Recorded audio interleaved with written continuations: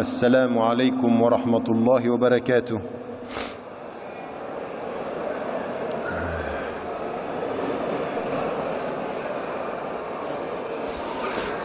Bien,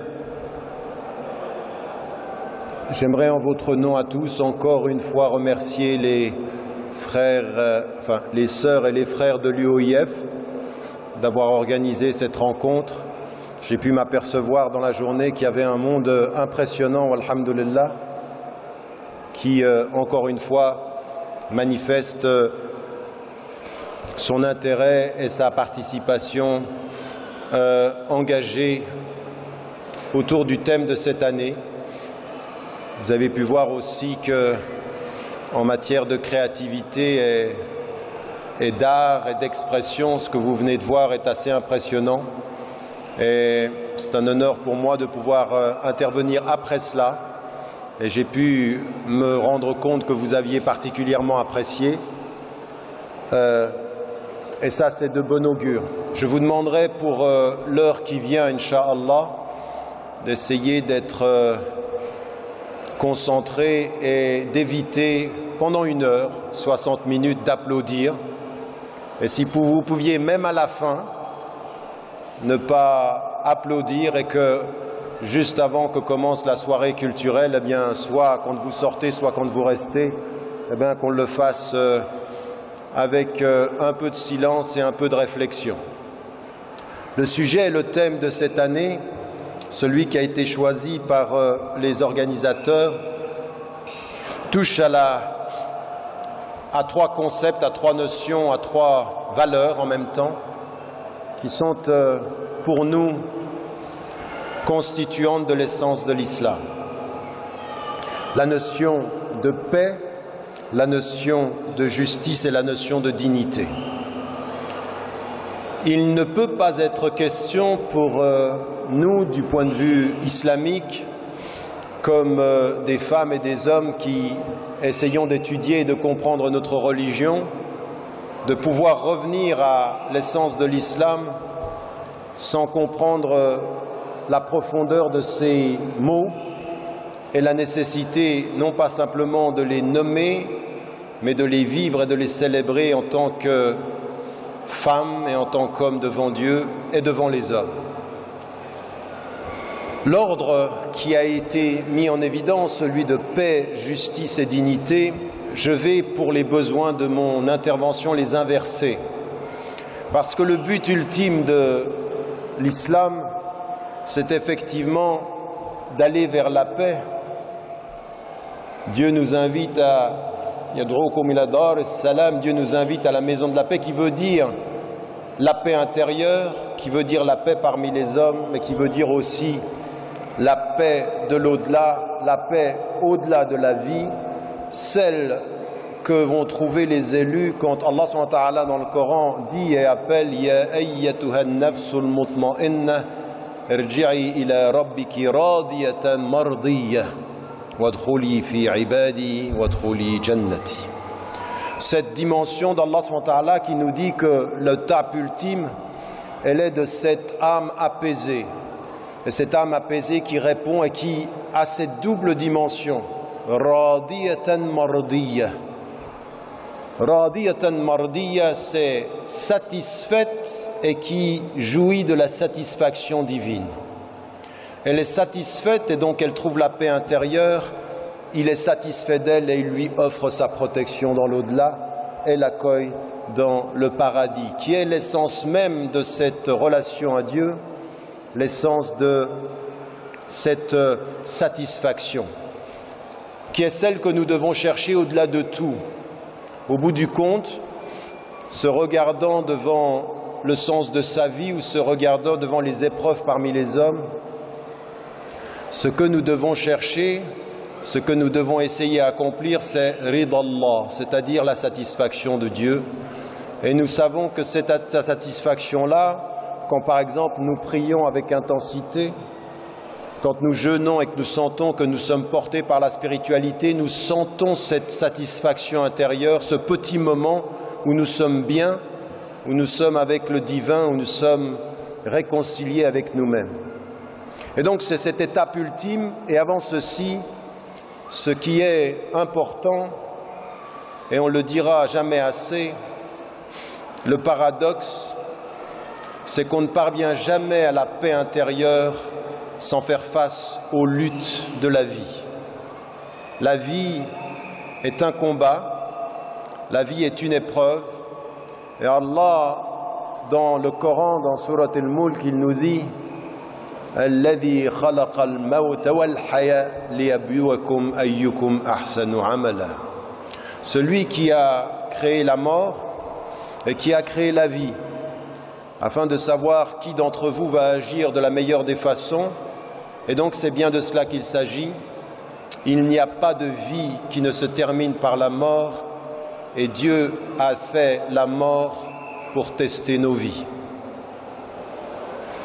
Et donc, c'est cet enseignement essentiel, qu'il n'y aura pas de paix comme étape ultime sans que nous fassions face à tout ce qui doit être, à tout ce que doivent être les épreuves de la vie, et c'est ce qui va déterminer la dignité, et c'est ce qui va déterminer également notre combat pour la justice, ou nos efforts pour la justice. La première des choses qu'il faut mettre en évidence, et ça c'est ce que je ne cesse de répéter depuis des années aux musulmanes et aux musulmans, n'entrez jamais dans les enseignements de votre religion par rapport à vous-même et par rapport au monde, comme si vous entriez dans l'univers de la différence avec les autres. L'islam est une religion qui vient terminer le cycle des prophéties. L'islam vient confirmer les éléments essentiels de la tradition chrétienne et de la tradition juive. Et en cela, elle vient confirmer des valeurs fondamentales sur lesquelles nous sommes d'accord, et en particulier, ce qu'elle dit des valeurs pour nous, elle le dit pour tous. Quand il est dit dans le Coran avec le premier concept, « Walaqad karramna bani Adam », ce qu'Allah SWT nous dit ici, nous avons donné la dignité aux êtres humains, et parce qu'il a donné la dignité aux êtres humains, il nous dit à tous, quelles que soient les réalités de notre vie quotidienne, il nous dit une chose sur laquelle nous devons être extrêmement clairs, extrêmement précis quant à nos jugements. Si Dieu a donné la dignité aux êtres humains, il n'appartient à aucun être humain de dévaluer, de manquer de respect à la dignité des êtres, même si ces êtres font des choix dans leur vie qui ne correspondent pas à nos choix. Donc, le premier élément, c'est que nos jugements moraux, c'est que les jugements que nous faisons sur nos frères en islam ou nos frères et sœurs en humanité, ou nos sœurs et nos frères en islam ou nos sœurs ou nos frères en humanité, les premiers jugements et les jugements que nous faisons ne sont pas sur les êtres, ils sont sur les actions. Nous n'avons jamais de jugement définitif sur les êtres, mais sur les actions. Et pourquoi? Parce que quel que soit l'acte d'un être, ce qu'il est, parce qu'il est une création du divin, c'est qu'il est un être de dignité, même s'il agit indignement. Même s'il est indigne, nous respectons au-delà de son indigne la dignité de son être. Ce qui nous pousse à suspendre notre jugement, quels que soient les êtres humains, sur ce qu'ils sont, même si nous ne sommes pas d'accord avec ce qu'ils font. Cette attitude-là, elle est directement une attitude déjà de dignité et de noblesse. L'être qui agit ainsi a la noblesse du jugement sur les actes et de ne jamais se donner le droit divin de juger les êtres, parce qu'il n'appartient jamais à personne de le faire. Et donc, c'est un premier élément, la dignité nous est donnée à tous. Et vous pouvez voir des femmes et des hommes qui ne croient pas en ce que vous croyez, qui n'agissent pas de la façon dont vous agissez, qui peuvent être les pires des dictateurs, qui peuvent être les pires des êtres humains. Et avec le monde, quand le monde tomberait dans l'émotion de vouer aux gémonies et de vouloir torturer les corps et de vouloir condamner les êtres, eh bien même dans cette situation-là, nous ce que nous disons, qu'il s'agisse internationalement de Ben Laden ou de Kadhafi, de n'importe quel être humain, quand vous pouvez arrêter les êtres dans la dignité et les juger dans la dignité, vous êtes des êtres dignes. Mais quand vous laissez les foules s'en prendre à des êtres, les massacrer et les torturer et les traiter indignement, vous perdez la dignité qui est celle de reconnaître la dignité des êtres. Quel que soit ce qu'ait fait un homme, il a le droit au jugement parmi les hommes. Jamais à la torture, jamais à l'indigne, jamais au lynchage, quel qu'il soit. Notre dignité commence là, elle se répand, elle se confirme dans toutes les situations de la vie. Le deuxième élément est celui qui met en évidence que la justice est aussi une justice qui doit se répandre sur tous et être la même pour tous. Cette dimension, elle est importante et elle nous est dit « Wa in hakamta fahkum baynahum bil haqq ». Si tu juges, si tu juges parmi les gens, eh bien juge parmi eux, c'est-à-dire dans l'équité et la justice. Si tu juges parmi les gens. Et c'est ce qui veut dire que nous n'avons pas et nous ne pourrons jamais avoir une notion de la justice qui est une justice pour les musulmans, une justice entre nous et une justice pour autrui. Le même regard critique que nous devons avoir par rapport à l'injustice des hommes, nous devons l'avoir pour nous-mêmes. La même exigence de justice pour nous, nous devons l'avoir pour tous. Nos valeurs sont universelles, au-delà de tous, et s'appliquent universellement pour chacun d'entre nous tous. Ça, c'est une attitude qui est une attitude, encore une fois, vous voyez, qui pose et détermine la dignité de l'être. La ilaha illallah, il n'est de Dieu que Dieu qui a créé l'humanité et qui dit Ya ayyuhan nas et qui dit vous les gens, eh bien nos valeurs s'appliquent exactement de la même façon pour tous. Et le prophète alayhi salatu wassalam qui arrive à Médine et qui va avoir des gens de sa propre communauté et des gens d'autres communautés et qui vont l'attaquer, qui vont vouloir le mettre à mort, qui veulent éradiquer l'islam de la surface de la terre. Au moment où il s'installe à Médine, il dit « Efshus salam » répondez la paix. Vous êtes des agents de paix. Et parce que vous êtes des agents de paix, il faudra résister aux exploiteurs, aux oppresseurs. Parce que vous êtes des agents de paix, il faudra être digne. Parce que vous êtes des agents de paix, il faudra être courageux. Parce que vous êtes des agents de paix, il faudra être humble. Savoir vous prosterner quand il faut se prosterner, vous lever quand il faut vous lever, résister quand il faut résister, refuser quand il faut résister et combattre s'il faut combattre. Vous ne déciderez pas les premiers de combattre, mais si on vous pousse, vous devez être présent, car la dignité n'est jamais d'accepter l'injustice des hommes.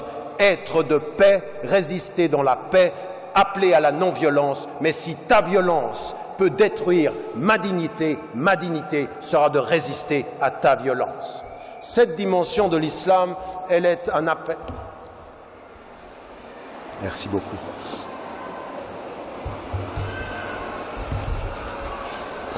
Cette dignité, elle est un appel à vous tous ici de bien comprendre une chose. Si les sœurs et les frères de l'UOIF ont choisi ces trois termes et qu'ils vous appellent et qu'ils nous appellent tous à y réfléchir, c'est qu'aujourd'hui, ce dont nous avons besoin pour les Français de confession musulmane, ce n'est pas simplement des valeurs que nous chérissons au-delà de nos têtes, ce sont des valeurs que nous vivons dans notre être, dans notre cœur et dans notre intelligence.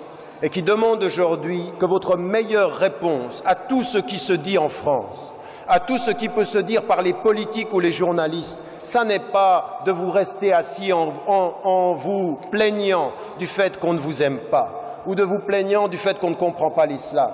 Non, la dignité de votre être, c'est à partir d'un certain moment de se lever, de faire ce que nous avons à faire avec l'humilité des patients, avec les déterminés des conscients, avec le courage des courageux et avec la détermination de ceux qui savent que la seule façon de réformer les sociétés, ce n'est pas de répondre aux agresseurs, mais c'est de continuer sa route avec sérénité.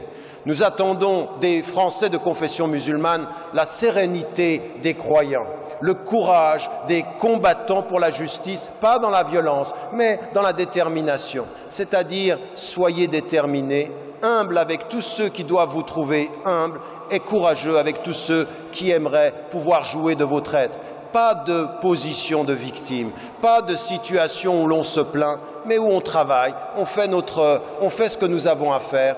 Les gens parleront, les gens vous critiqueront, mais l'histoire va dans le sens de ceux qui sont patients, de ceux qui sont courageux et de ceux qui ne sont pas arrogants dans aucun de leurs combats et qui comprennent le sens de ces trois mots dont nous parlons aujourd'hui. Alors, en quoi consiste notre dignité?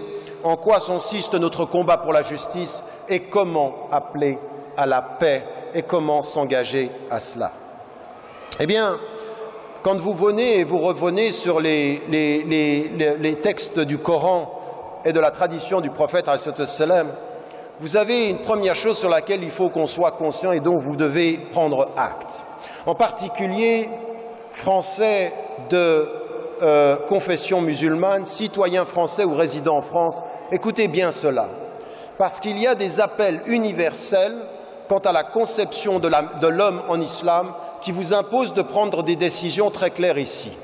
Vous êtes dans des situations sociales qui parfois ont été marginalisées sur le plan social. Vous avez pu vivre dans des cités, vous avez pu vivre dans des milieux familiaux où il a été extrêmement difficile de vous construire, où il est difficile d'aller à l'école, il est difficile de pouvoir gérer sa vie parce que le contexte social fait que nous sommes victimes d'injustice, que parce que les écoles n'étaient pas les meilleures.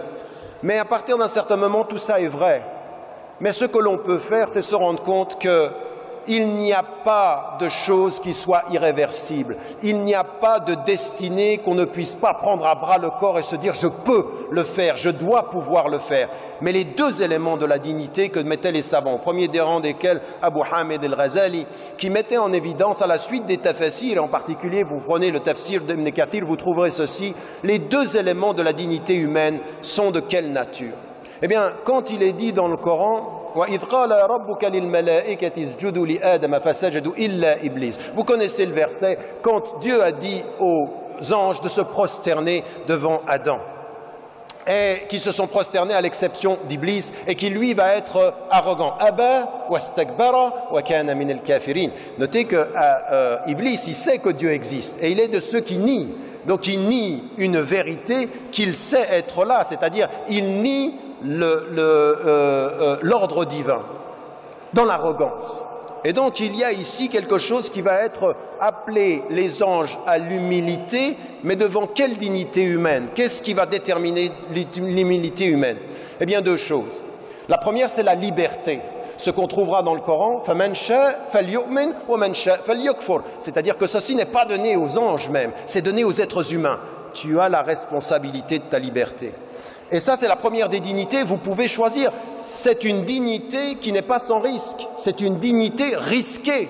Parce que si vous n'aviez pas le choix et que vous étiez dans l'adoration, eh bien, vous perdriez la dignité dans l'adoration. Allah subhanahu wa ta'ala vous donne une dignité, c'est celle de gérer votre liberté. Et qu'est-ce que c'est que cette liberté, elle se fonde sur quoi? Ce qu'on ne cesse de répéter et qui vient au début du Coran lors de la première révélation, quand il est dit c'est-à-dire il faut la connaissance et la lecture, et vous avez bien compris que iqra en arabe qui veut dire lire, c'est vous ne pouvez pas lire sans comprendre, ou alors vous lisez les lettres. Lire, c'est lire le sens de mots, ça veut dire ouvrir son intelligence, et c'est ce qui est dit.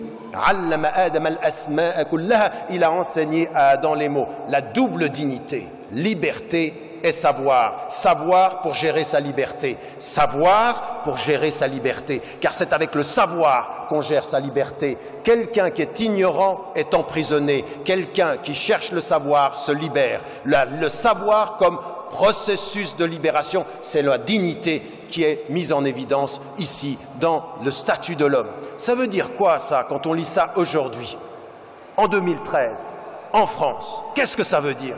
Ça veut dire réveillez-vous.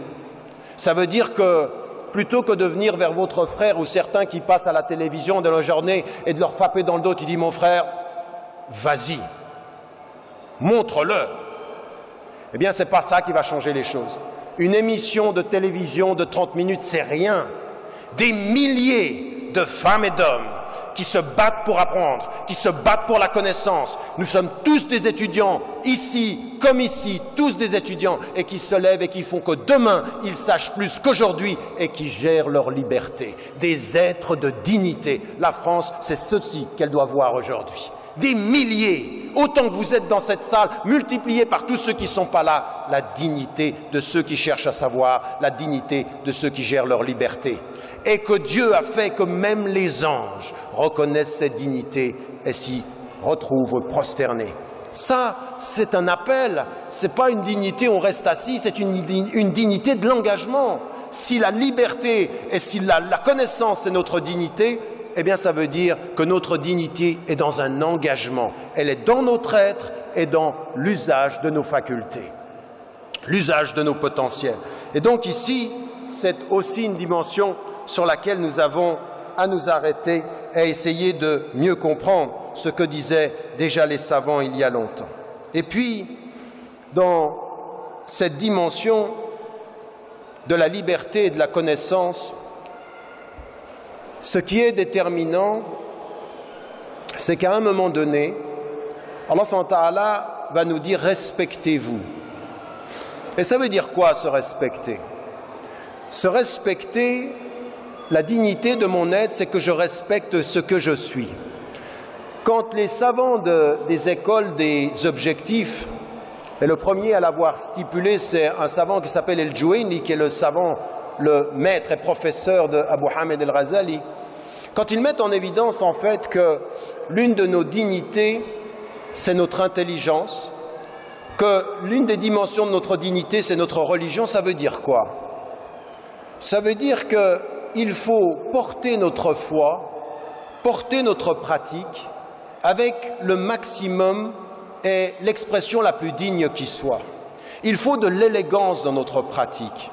Il faut que dans notre façon de prier, c'est vrai qu'en France aujourd'hui, eh bien, on a tellement peu de place que finalement on prie dans la rue. C'est vrai, mais le destin digne des Français de confession musulmane, c'est de multiplier des lieux où on prie avec dignité. La prière dans la rue, elle est une nécessité du temps. Elle ne peut pas être la finalité d'une présence. Il faut des espaces dignes. Il faut jeûner avec dignité, que pendant les jours de jeûne, les gens, quand ils nous voient jeûner, il y ait une élégance de ceux qui jeûnent. Pas énervés, pas désordonnés, pas bruyants la nuit. Pas quand les gens dorment. Vous ne pouvez pas prier quand les gens dorment, c'est prier en silence. Vous n'allez pas déranger tout le monde. C'est indigne. Vous ne pouvez pas vouloir qu'on vous respecte dans la dignité quand vous priez sans dignité après la prière. Ça n'est pas possible.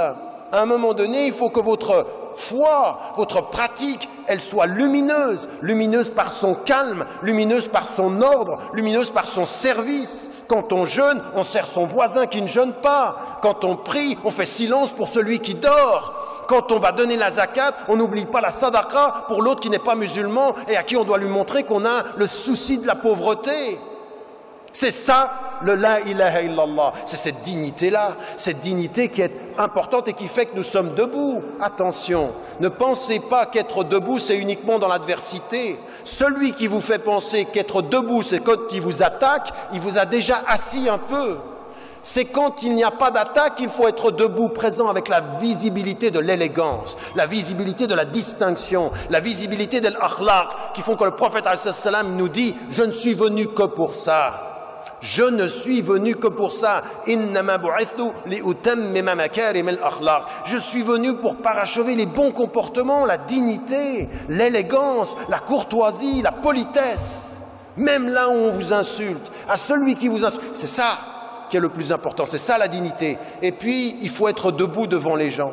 Et puis, à des moments donnés, eh bien, il faut savoir aussi servir. Notre dignité, c'est celle-ci. La plus grande dignité des Français de confession musulmane. Vous savez, quand vous revenez à l'histoire de Youssouf alayhi salam, Youssouf alayhi salam est un homme impressionnant, d'une extraordinaire beauté et d'une formidable capacité au travail, est très talentueux, et en particulier quand il dira donne-moi la possibilité de gérer les bourses, après qu'il ait tout fait ça. Et vous voyez un homme debout par rapport à ses frères, il reste digne, parce qu'il les aime même s'il ne l'aime pas. Debout dans l'adversité par rapport au pouvoir, debout dans l'adversité, quand une femme essaye de le séduire, il reste debout. Il reste tout le temps debout. Il a cette dignité-là. Mais cet homme-là, il n'hésitera pas à servir ses parents, son père, et à plier d'amour et de reconnaissance. La dignité, c'est d'être debout quand il faut, prosterné quand il faut, servir quand il faut. Servir son père, servir sa mère. Je peux vous dire une chose, c'est que l'un des plus grands dangers de la perte de nos valeurs, elle se base beaucoup sur ces dimensions-là. Sur le fait, à un moment donné, mais arrêtez-vous un petit moment. Pensez au sens de votre vie. Et vous pensez à votre père et vous pensez à votre mère. Là, il y a 3 jours, je parle avec quelqu'un qui perd son père et qui n'arrive pas. Papa est parti. Et vous pensez à votre maman qui est présente ou qui peut partir. Vous pensez à vos parents. Et vous dites, mais quelle est la dignité de ma vie par rapport à mes parents? J'ai la dignité de la liberté, j'ai la dignité du savoir, mais savoir, c'est servir. Savoir, c'est servir. Et les premiers, le plus grand message que vous pouvez faire, le plus grand message dont vous pouvez être porteur, c'est servir vos parents. C'est servir ceux que vous aimez. C'est donner de la dignité à l'amour. Parce que tout le monde, 99,9% des gens en Occident et dans le monde arabe, dans le monde musulman, majoritairement musulman, tout le monde dit on aime nos parents. C'est la qualité de l'amour qui manque. C'est jusqu'à où on va pour servir. Et ça, c'est de la dignité aussi. Youssouf alayhi salam, il résistera à tout, et quand il fait venir ses parents, il les sert. وَاخْفِضْ لَهُمَا جَنَاحَ الذُّلِّ مِنَ الرَّحْمَةِ وَقُلْ رَبِّ ارْحَمْهُمَا كَمَا رَبَّيَانِي صَغِيرًا. Je vous dis ceci parce que ça, c'est déterminant, cette dignité-là. Elle est vraiment essentielle. Parce que la vie, finalement, ça passe vite. Une fois, vous regardez votre femme, vous regardez votre mari, vous regardez vos enfants, vous vous dites, mais la vie est cette épreuve-là. C'est-à-dire que c'est il y a quelqu'un qui va partir le premier. Comment on fait pour vivre avec cette dignité-là?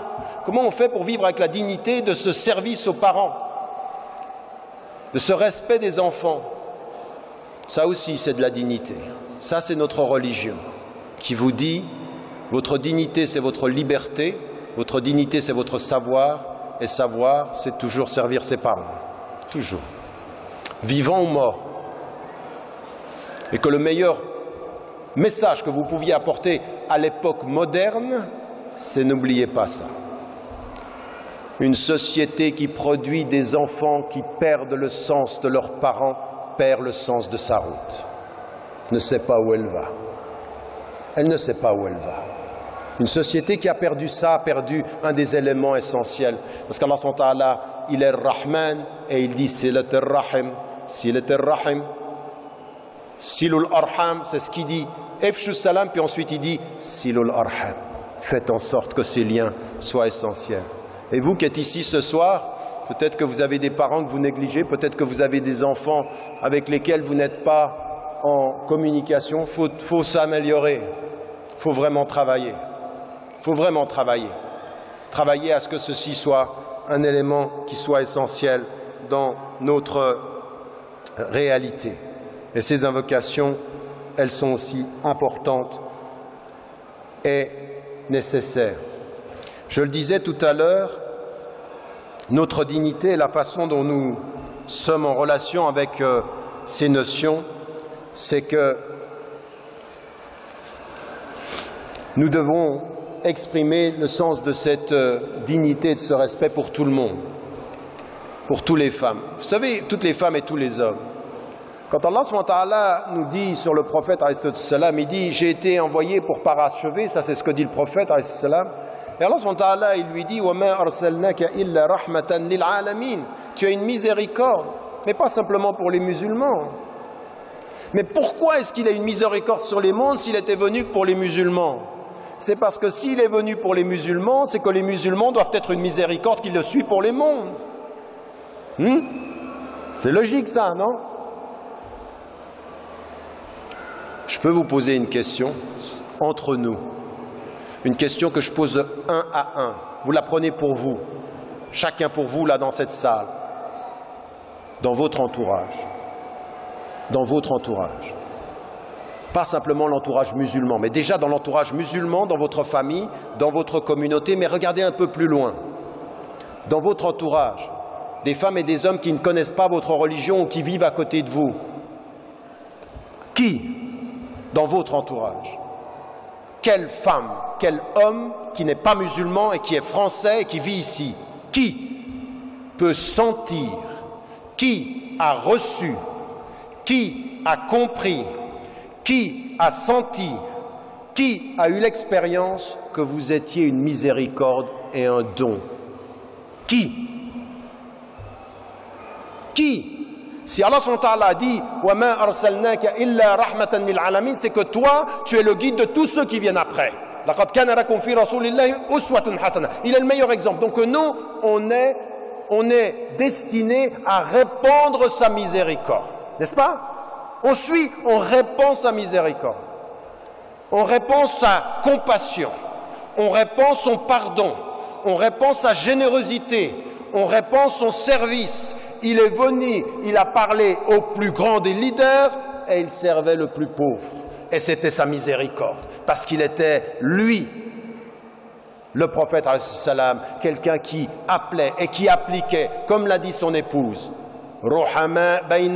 Ils ont cette compassion et cette miséricorde. Et puis, on est avec ceux qui nous attaquent, debout. Mais tous ceux qui sont autour de nous. Allah il ne vous interdit pas contre ceux qui ne vous laissent. Ici qui fait référence dans le verset, c'est quoi? C'est l'affection, c'est le don. En quoi êtes-vous une rahma pour la France? Avant de dire ils ne nous aiment pas, avant de dire ils ne nous comprennent pas, avant de dire tous des racistes, avant de dire on va leur montrer, avant de dire on va leur montrer, avant de dire on va leur montrer, la seule chose qu'on puisse d'abord dire, c'est qu'est-ce qu'on a donné. Ar-Rahma, c'est un don, le don. Et donc ça fait partie de notre présence digne, n'est-ce pas? Et chacun d'entre nous dans cette salle doit se poser la question, mais qu'est-ce que je t'apporte au fond? Avant de dire respecte-moi, aime-moi, c'est vrai, je suis marocain ou algérien, ou tunisien, allez on met tout le monde, hein, et égyptien, et turc, ou français, accepte-moi. Non, qu'est-ce qu'on donne? Qu'est-ce qu'on donne? Dans quel sens on est cette miséricorde-là et ce don? Parce que Ar-Rahma, c'est pas simplement la miséricorde, c'est la compassion, c'est le don, c'est le pardon, c'est la générosité, c'est l'affection, c'est la protection. Vous savez, dans Rahma, il y a man satara mu'minan, c'est-à-dire celui qui cache comme ça les défauts. Et parfois, on a des gens qui sont des personnes qui ne sont pas musulmanes, elles agissent d'une certaine façon, mais elles seront édifiées si vous les protégez contre leurs propres fautes. Je respecte qui tu es, j'aime pas ce que tu fais, mais je protège qui tu es par rapport à ce que tu fais. Et ça, c'est mon amour, et ça, c'est mon affection. Quand vous êtes dans cette situation-là, les gens, ils vous voient différemment. Vous n'êtes pas les juges de leurs différences, vous êtes les protecteurs et les amis de leur édification. C'est à ça que vous servez. Donc c'est à ça qu'on doit être si on suit le prophète, n'est-ce pas? Ça devrait être ça, ça devrait être notre combat. Et donc, cette dimension-là, elle est liée aux personnes de notre religion comme aux personnes des autres religions, et puis en particulier, elle est une dignité qui doit se présenter ne faites jamais en sorte qu'une femme ou un homme, dans votre entourage, parce qu'il est pauvre ou qu'elle est pauvre, perde sa dignité dans votre relation à elle. Préservez la dignité des pauvres.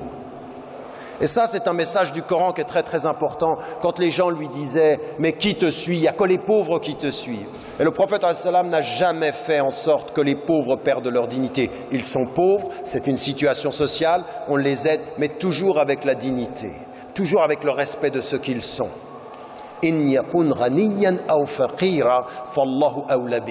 La justice s'applique aux deux, qu'ils soient riches ou pauvres. Ça veut dire que le pauvre, il a une dignité qui va jusqu'à lui reconnaître le fait d'être juste avec, comme on est avec le riche.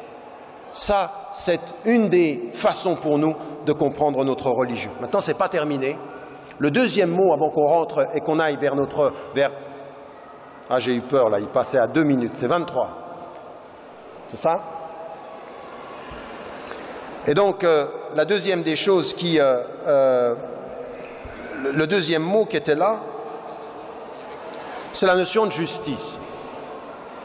Et là aussi, ne faites pas de la justice un état comme ceci que l'on adore ou sur lequel on fixe notre attention comme si l'étape ultime de tout c'était la justice. Non, la justice est une des conditions de la paix, pas de justice, pas de paix, même avec nous-mêmes, mais c'est une condition, et il y a quelque chose qui est encore plus important, c'est que le bien-être parfois vient au-delà de la justice, raison pour laquelle Allah subhanahu wa ta'ala il dit dans le Coran « Inna Allah ya'muru bil-'adl wal-ihsan » il y a quelque chose qui est plus que la justice. Dieu commande la justice et l'excellence. Et l'excellence, c'est répondre à quelque chose de supérieur avec le cœur, quand la justice serait le cadre légal avec l'esprit. Donc il faut y mettre du cœur.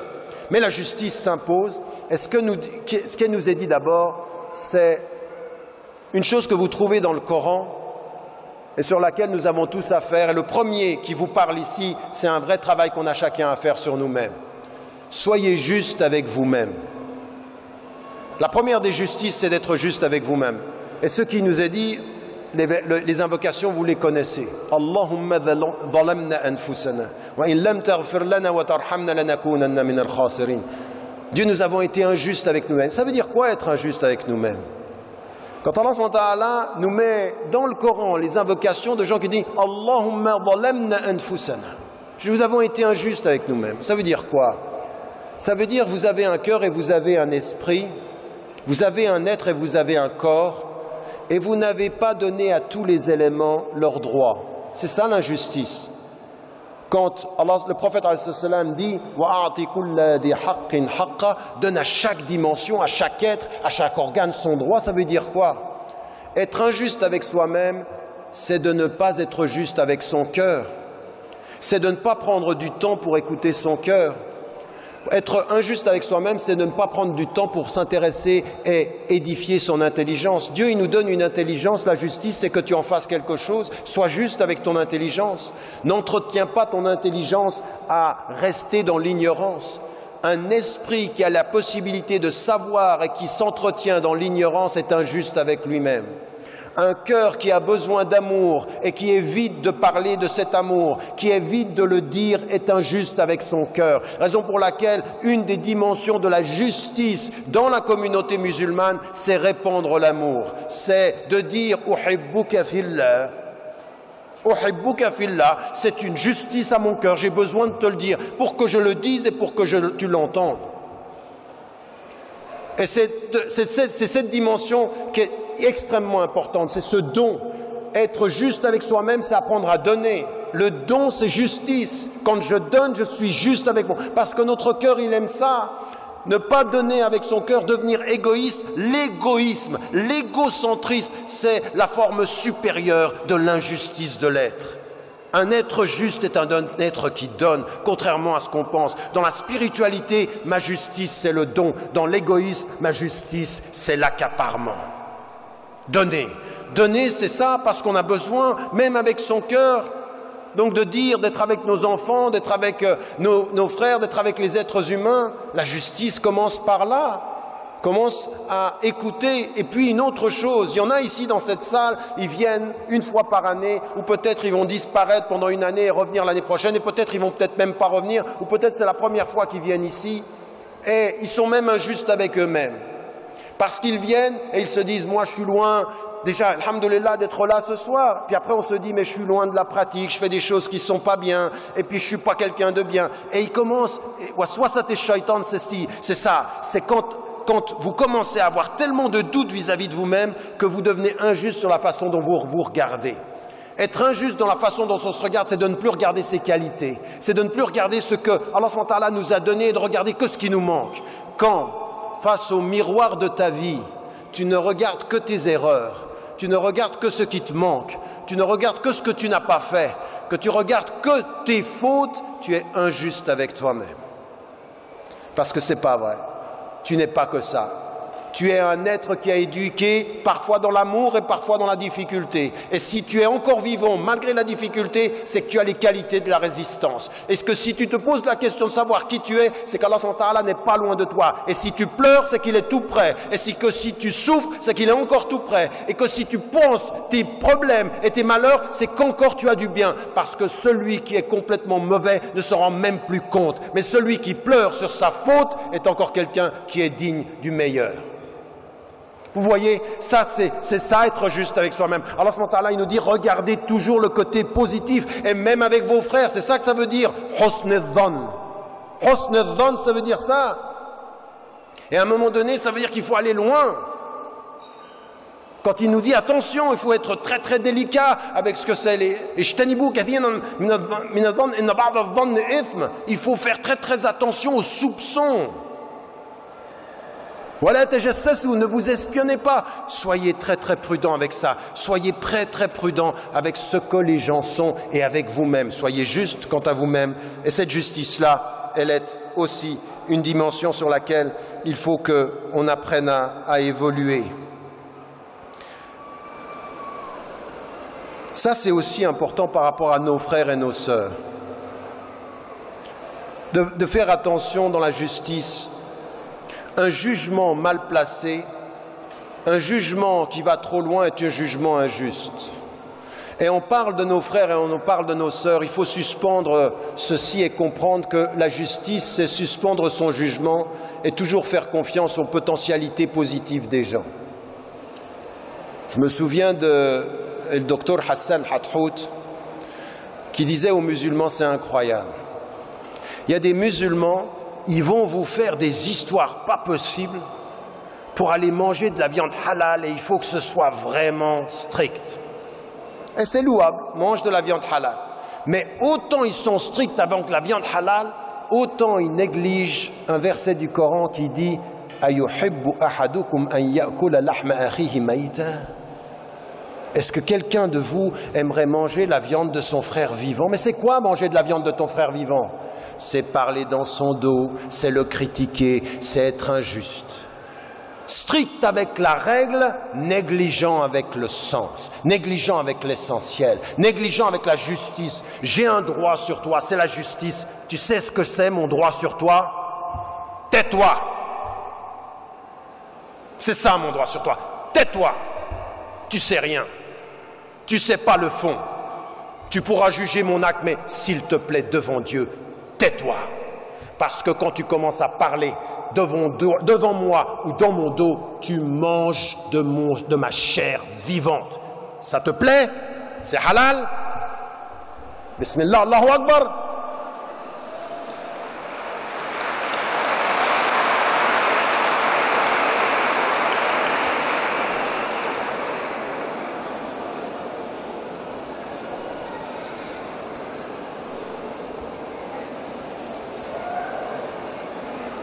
Ça veut dire que chacun d'entre nous ici, cette justice-là, c'est celle-ci, elle est essentielle. Et c'est pas facile, c'est un vrai combat. Mais c'est un combat contre nous-mêmes et avec nous-mêmes. Être juste vis-à-vis de soi, c'est pas facile.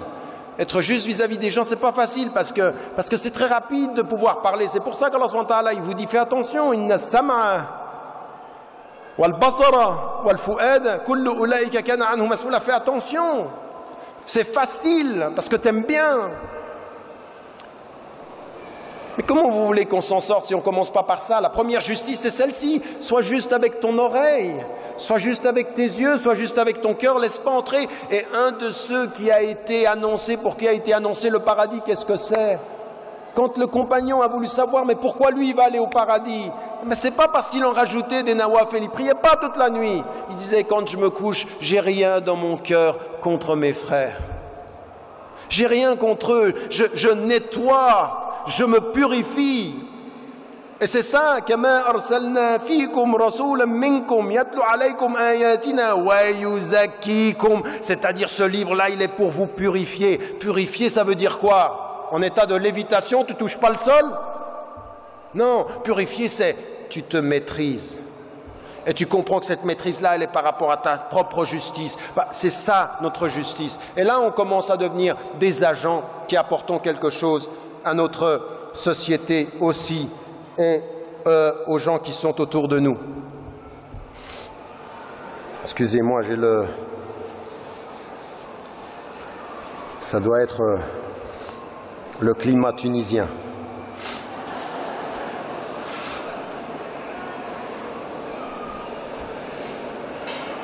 Et dans la justice aussi, ce qui vient et qui poursuit tout cela, c'est le respect des règles, oui, mais c'est essentiellement tout ce qu'on a mis en évidence par rapport à nous tous. Allah subhanahu wa ta'ala dans le Coran il dit Ya ayyuha alladhina amanu kunu qawwamina bil qist shuhada'a lillah. Et dans un autre verset il dit Ya ayyuha alladhina amanu kunu qawwamina lillahi shuhada'a bil qist. Il met en évidence il faut qu'on soit debout devant Dieu en témoin de la justice et qu'on soit debout dans la justice et l'équité en témoin devant Dieu.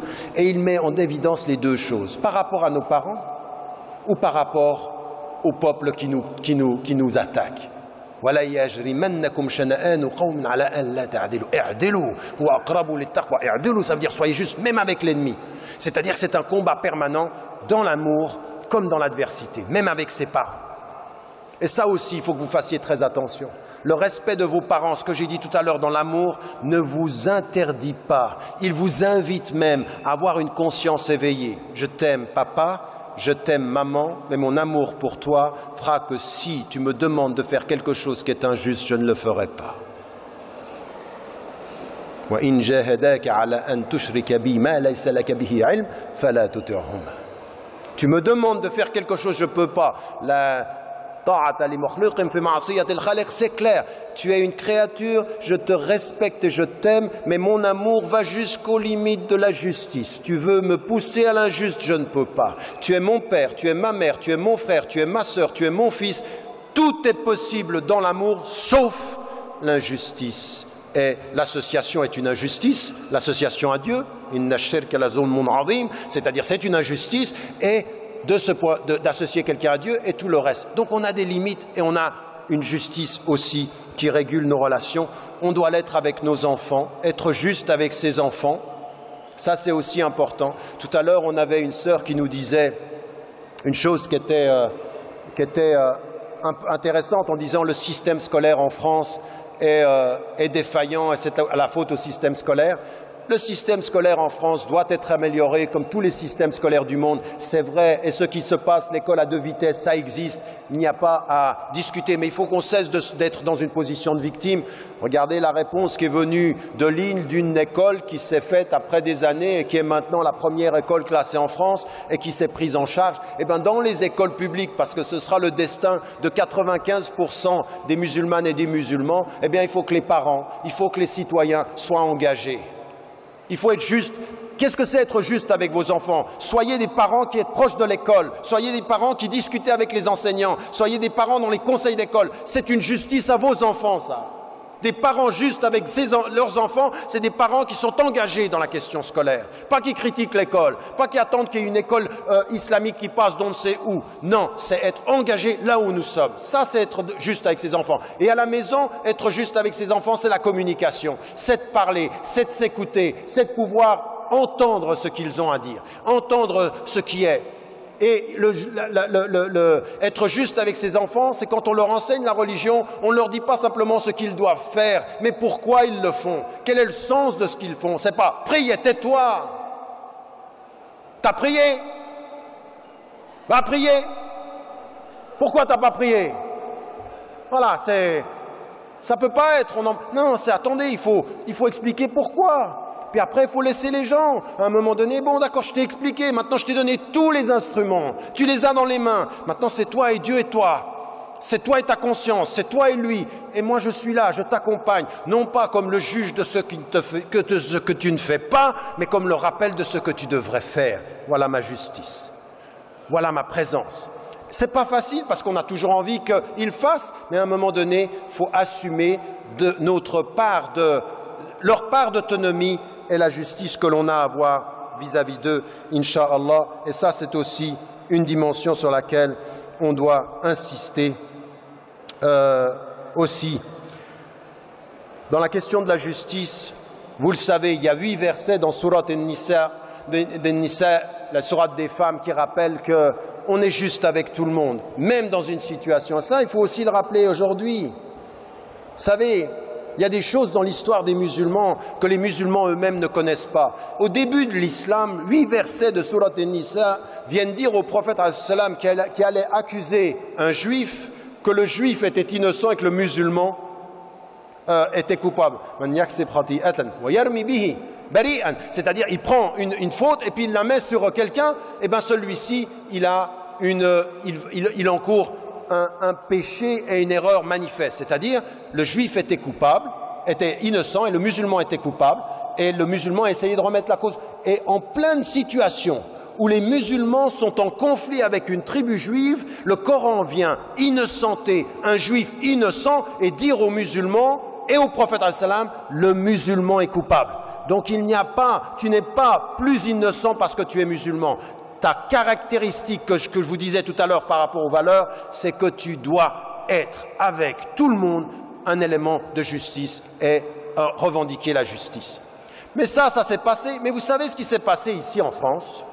Vous savez qu'à l'époque, des organisations musulmanes, jusqu'à la mosquée de Paris de l'époque, quand en France, on était sous le régime de Vichy, quand on cherchait des juifs, quand on essayait de les tuer ou qu'on essayait de les exterminer dans ce pays, savez-vous, ici en France, qu'il y a des dignitaires musulmans qui ont protégé des juifs en faisant en sorte qu'ils soient convertis à l'islam temporairement? Est-ce que vous savez que des musulmans ont dit à la France et à ce régime de Vichy que l'islam ne pourrait pas accepter quelque chose qui a à voir avec l'antisémitisme, qui consistait à chercher le juif parce qu'il était juif? Eh bien, des musulmans ici, en Espagne, en Suisse, en Angleterre, eh bien, ont pris le fait de la cause qui était juste, jusqu'en Allemagne. Eh bien, ça, on ne la connaît pas, cette histoire-là. On est presque en train de s'excuser que l'islam pourrait être conçu, que les musulmans pourraient être naturellement antisémites. Non,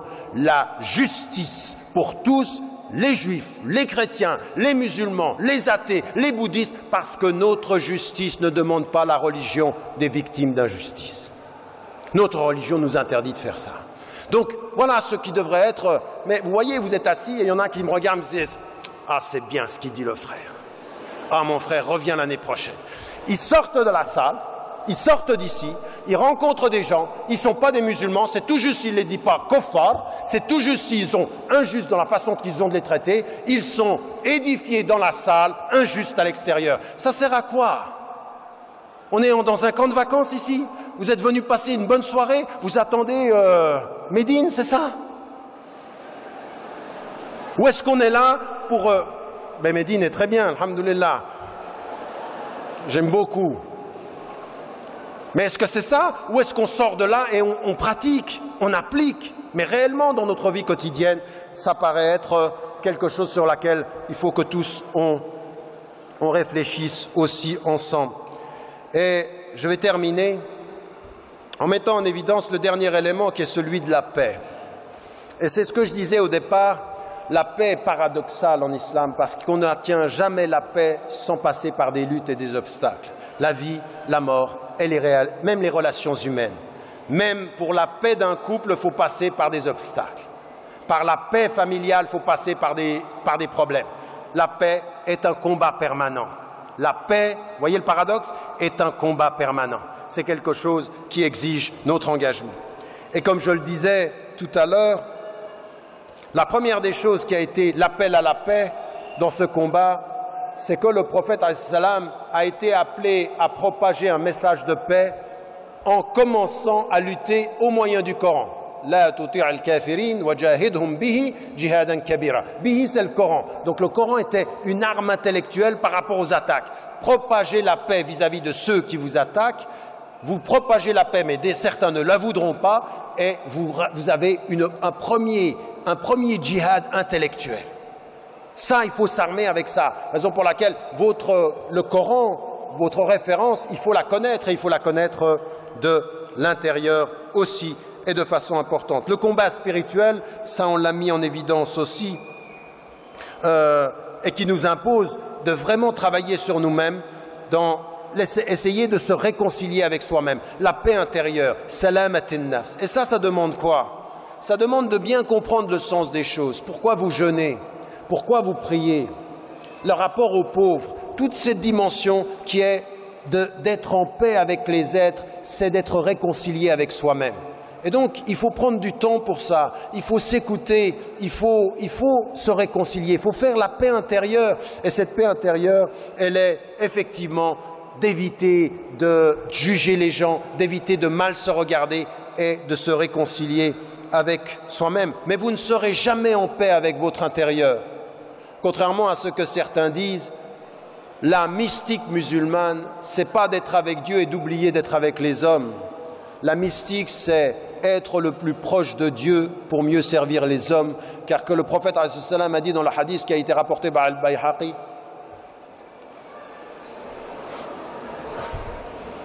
je vais manquer de respect à la règle, non, je vais essayer.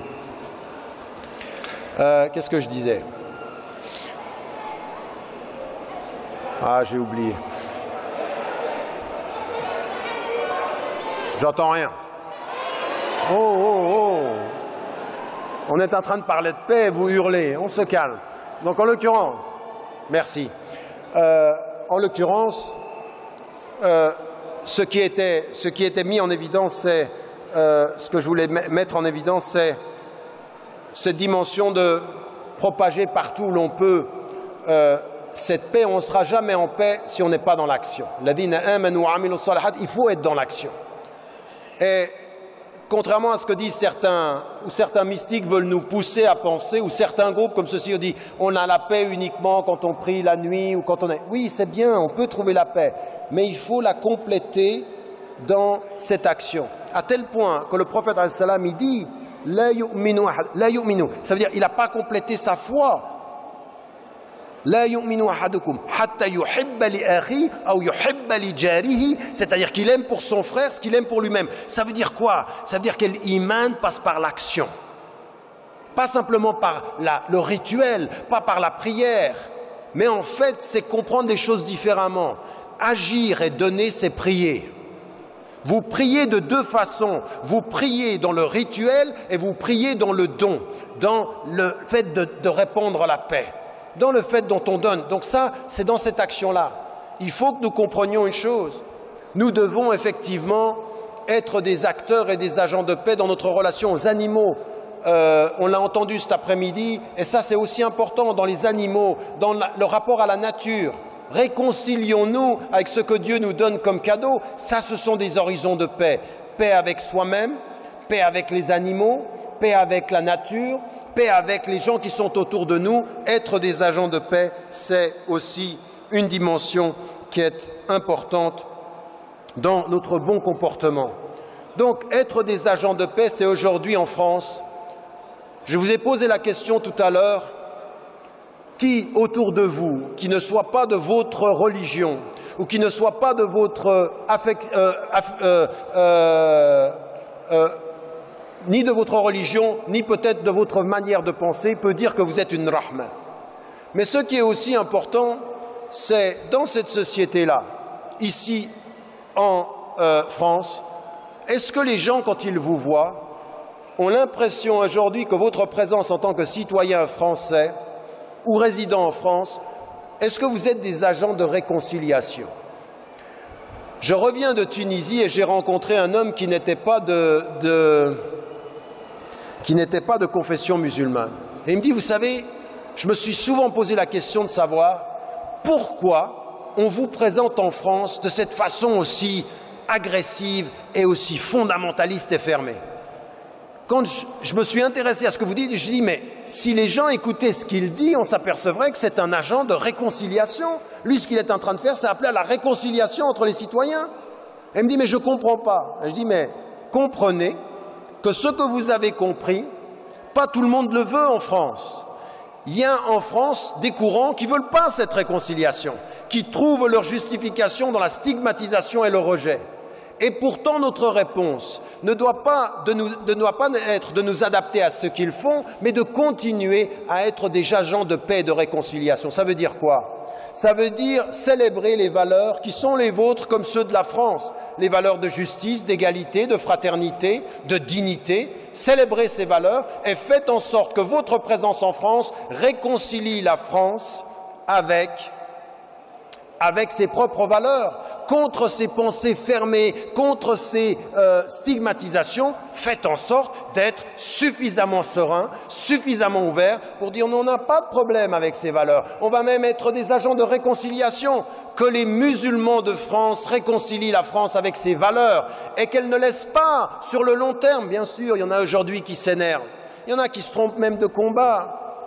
Quand le ministre de l'Intérieur suspend sa fonction de ministre pendant quelques minutes et prend une position sur la loi et sur la Cour de cassation qui a dit que ça allait à l'encontre de la laïcité ou que la laïcité ne pouvait pas permettre qu'on aille jusqu'à imposer la neutralité et qu'il aille aussi loin que ça, eh bien notre réponse est celle-ci. Dans l'ordre des pouvoirs en France, il n'appartient pas à un ministre de l'Intérieur de remettre en cause une décision de droit. Et plus que cela encore, c'est de dire au ministre de l'Intérieur, avec sérénité, vous vous trompez de combat. La France, ça n'est pas la tenue vestimentaire qui la mine, c'est le populisme, c'est la stigmatisation, c'est de continuer après 5 générations de laisser entendre que les Français de confession musulmane ne sont pas complètement français. La France est le pays des Français de confession musulmane et l'islam est une religion française. Et si aujourd'hui vous êtes tendus, si aujourd'hui vous êtes crispés, eh bien nous allons être des agents de sérénité. Nous allons continuer notre travail avec sérénité, continuer à respecter ce qui doit être respecté et vous allez voir que la présence des Français de confession musulmane va être un agent de la réconciliation entre une société et ses valeurs. Parce que nous chérissons le pluralisme, parce que nous chérissons, parce que nous chérissons la dignité, parce que nous chérissons la justice et qu'on nous a dit une chose, partout où vous êtes, soyez des agents de paix. Ceux qui veulent la guerre, nous leur résisterons avec dignité. Ceux qui sont avec nous pour la paix, eh bien, nous marcherons avec eux pour faire que ce pays soit meilleur demain qu'aujourd'hui.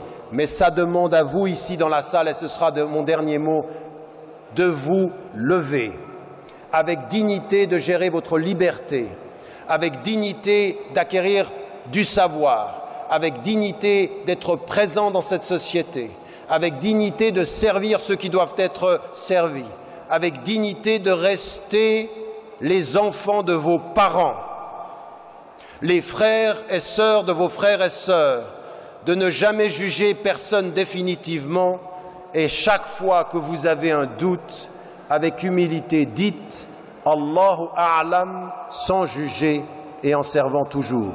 Wallahu a'lam wa a'la wa ahkam. Wassalamu alaykum wa rahmatullahi wa barakatuh. Qu'est-ce qu'on a dit? Qu'est-ce qu'on a dit? On remercie infiniment notre frère Tariq Ramadan. S'il vous plaît, avant de partir, je vous invite à découvrir un spot d'une société qui s'appelle Al-Wajib et qui nous a beaucoup aidé dans l'organisation. Donc il passe sur vos écrans tout de suite, Inch'Allah Rahman Rahim. Et pour l'évacuation, s'il vous plaît, en sérénité, surtout les gens qui sont derrière, en premier. ceux qui sont debout et ceux qui sont assis, je vous invite à regarder sereinement. Da